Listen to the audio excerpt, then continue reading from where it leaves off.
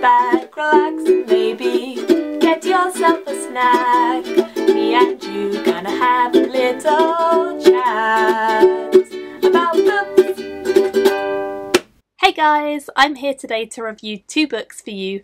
So the books I'm going to be talking about are The Dead House by Dawn Kurtagich and Artemis by Andy Weir. I'm going to start off by talking about The Dead House and then go to Artemis afterwards. This is YA horror, I would say. It does have fantastical elements, but it's mostly a horror-ish book. It's actually written in a really interesting style, so as you can see inside, there's a lot of different diary entries, and it predominantly is told in diary form, although there are some case studies as well. We're following a character who is called Carly, and she has multiple personality disorder, which means that actually she has two personalities. She has the personality of Carly that everyone knows and sees on a daily basis, but she also has another personality who is called Caitlin, and Caitlin only comes out at night. So the two of them coexist in the body together.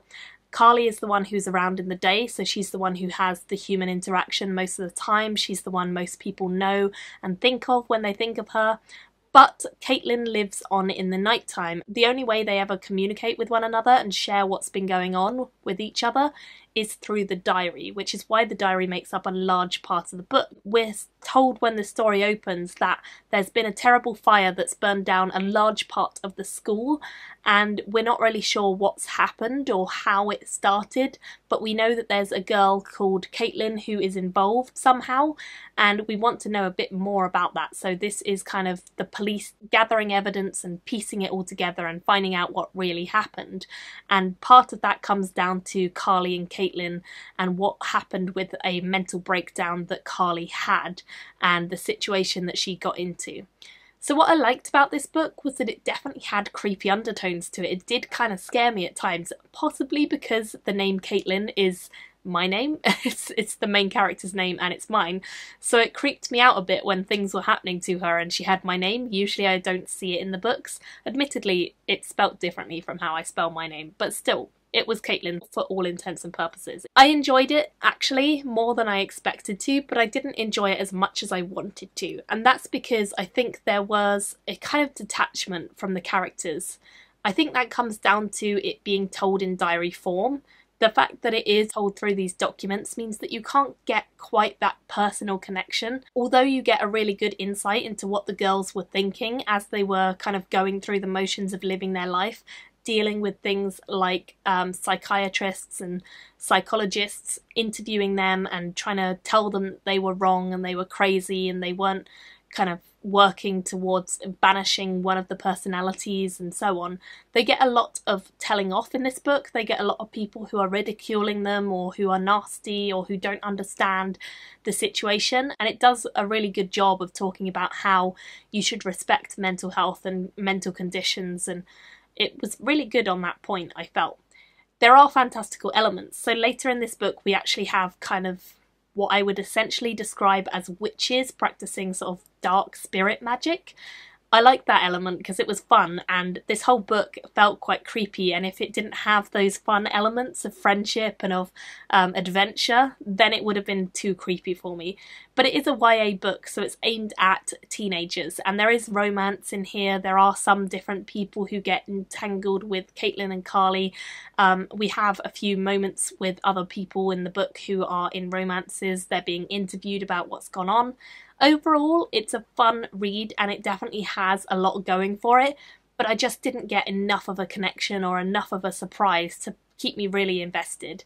It was fun, I enjoyed it, I gave it 3 stars, but I will say it needed more emotional connection for me personally to give it any higher than that. So that's what I thought of The Dead House. Moving on to the other book, which I know a lot of you guys have asked me to do a review on, hence why I'm doing it now. This is Artemis, the new book by Andy Weir, who is the author of The Martian, which was a massive success both in cinemas and like a bestseller.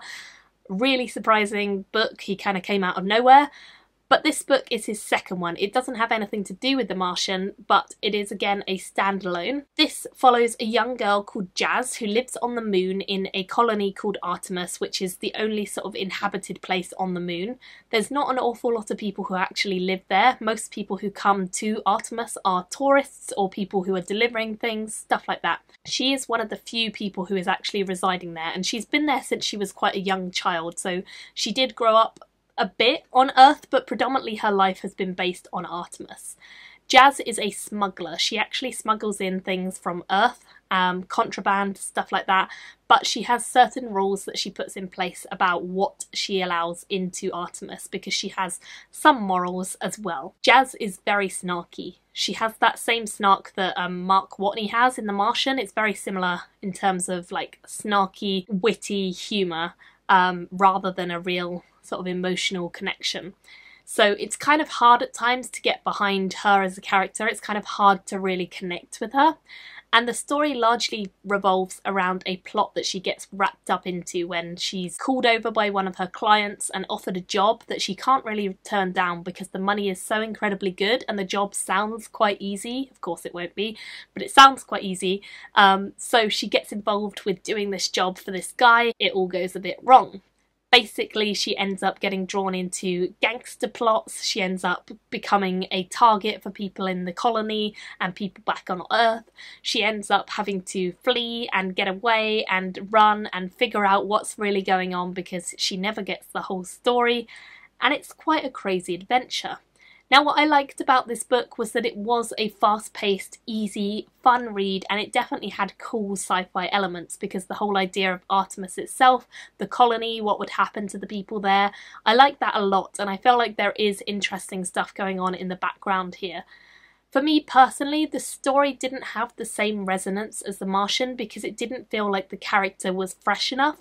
She felt like she was a bit of a rip-off of Mark Watney rather than her own individual person, and she didn't feel like she really had enough going for her to make her feel genuine. That was my biggest complaint.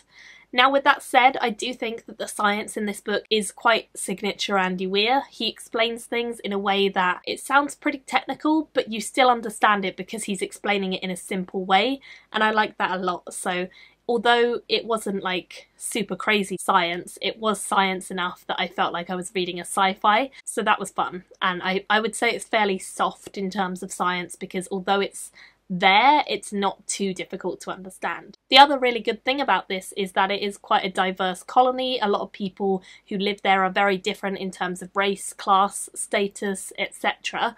And I like that. I like the fact that by the time we're on the moon and we're living there, we actually have a bit more of an even, equal society. So that was nice to see, for sure.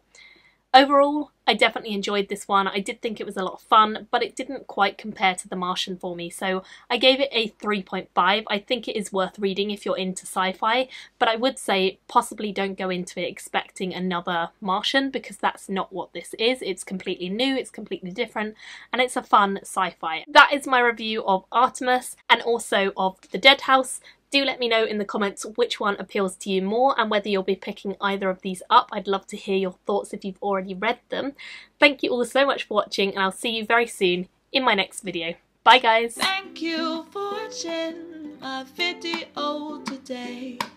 Go pick up a book, then come back and chat with me again.